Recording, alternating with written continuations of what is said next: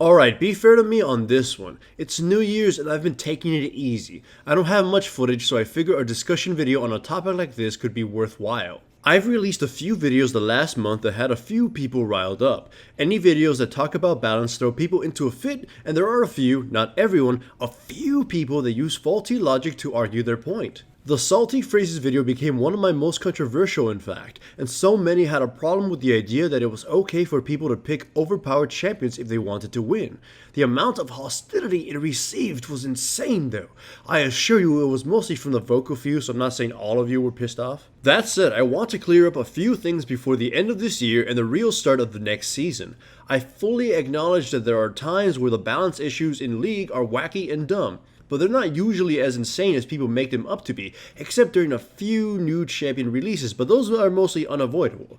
Me bringing up balance issues or the problems of some champions doesn't mean I don't like the game. It just means I like discussing that kind of stuff, and I'm sure most of you do too since you like watching these videos. Here is the fundamental issue with any competitive game that has a wide cast of characters. There can never be 100% true balance. It is basically impossible, and even focusing all your energy into achieving this would never make it true. There are simply too many variables and too many differences to make it so champions are equal, without simply making them all the same champion. This isn't to say that Riot shouldn't be balancing their game. As I've pointed out repeatedly before, there are champions who simply have awful power budgets and restrictive design that need to be worked upon. Tweaking these characters is fine, but trying to homogenize the cast is boring. Anyways, the comments that have been in every video and that keep throwing me off are the ones where the people keep saying that a person should not play the top tier champions because that isn't fair, fun, good, or whatever. One person said that it was morally wrong and without honor to play the top tiers. That's taking it way too extreme, and honestly it's very stupid.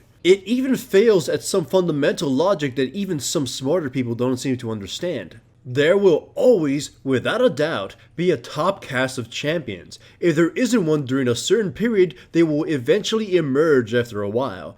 It's only a matter of time before people start figuring out what works best whenever there is a meta shift, and oust those that aren't up to snuff. Hell, even simply restricting champions somehow creates a sub-top tier list of champions. Name the 10 champions you feel are the most powerful right now. If you were to straight out remove them, other champions would start replacing them and a new list of top champions would emerge. Soon those will be considered the OP, unfair, unfun, dishonorable champions. Remove those and then another group will take the top, and so on, and this will repeat until there are no more champions. This is something that is shown every season. Top tier champions get nerfed and the new ones, even those that had no changes to them, become top tier all of a sudden. Here in pre-season 6, we're constantly seeing that with a few champions taking the spotlight in the solo queue win rates without having been directly buffed. We can see it in the competitive matches where a whole role is banned out, such as junglers, so the teams gravitate towards the junglers that were next in line.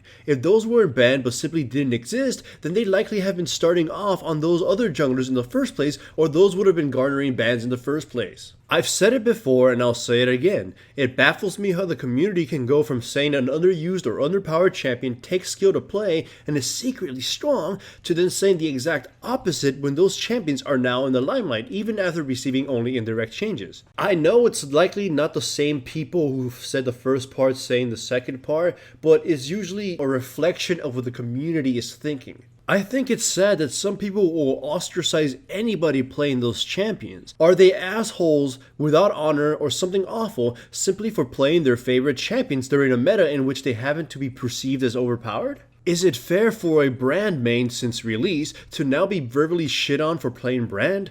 Would you like it if your favorite champion gained attention and all of a sudden people are thinking you're an asshole for playing them? I played Jarvan extensively since release, and people called me initially bad for playing a weak champion. Then he became strong and they called me scumbag. Then he became weak again and they called me, pathetic, and it kept going back and forth. And you know what? It's not my fault that I happen to like this champion. Even then, if these players are simply picking them up to simply play them at their strongest, what's wrong with that? They want to win. In normals, this is perfectly fine too. Perhaps they're practicing the champion before they jump into rank with them. Perhaps they're warming up. You don't know, so just thinking little of them is pretty unfair. The main point is that meta shifts will always happen and there isn't anything you can do about that, nor anything you should try to do about it.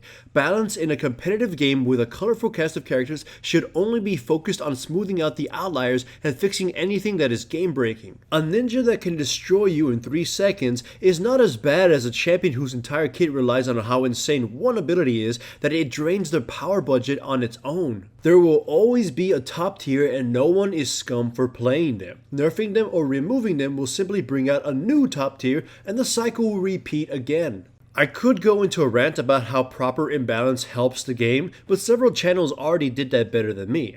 I'll link one in the comments below. My friend had a great comparison for the don't pick OP champions people.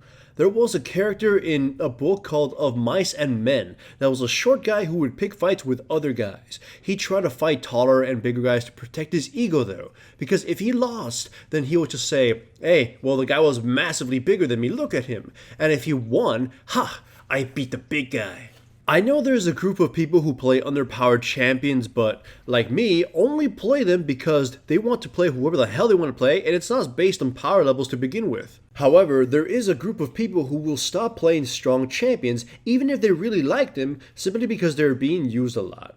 I feel this has something to do with their ego, in which they don't want to look bad using an OP champion if they happen to lose as them, but they also don't want to be judged for picking them in the first place, especially if they win. I also feel it has something to do with, I beat a high tier champion with a low tier champion, therefore, I'm better, I make myself feel good. And if they lose to the higher tier champion, they can just say, well, of course, he was using Yasuo, he was using Kassadin or something like that. This is all to protect their egos. And again, I'm not saying it's all of you watching this video, I'm just saying it's those people who will go to great lengths to avoid playing OP champions and will look down on others for playing OP champions. You get me? Just play what you want as long as it makes sense in the context of the game. Don't look down on others who are trying to win in a competitive game. It doesn't make any sense. Anyways, thanks for watching and Happy New Year's. It's been a great year for this channel and I'm grateful for all my fans and the support I've received for over 5 years now.